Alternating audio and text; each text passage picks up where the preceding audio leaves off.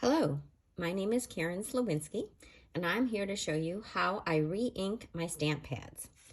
So I have one of my favorite colors here. I've had this one for quite a while. As you can see, this is the older style stamp pad, but it still works great. And you're stamping along, and then all of a sudden you realize that your ink is a lot paler than you think it should be. And it's a subtle change because you're stamping and you're putting it away and you're stamping and putting away, and you may not notice, but toward the center of your stamp pad, it tends to get a little bit lighter because that's where we place our stamp most of the time.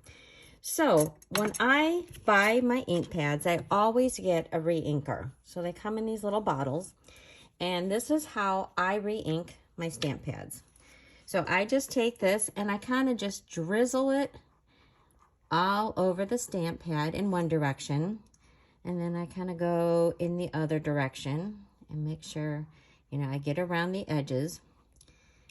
And then the important thing is to use an implement, and I've got this really high-tech spoon.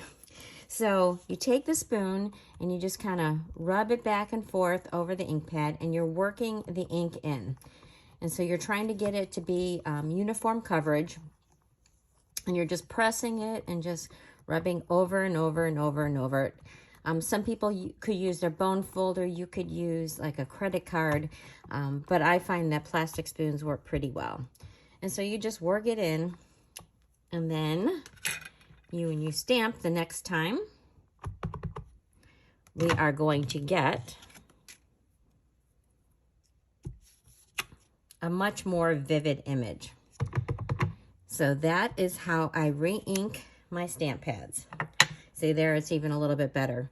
As you use it a few times, it'll start getting more uniform. I hope you've enjoyed this how-to video.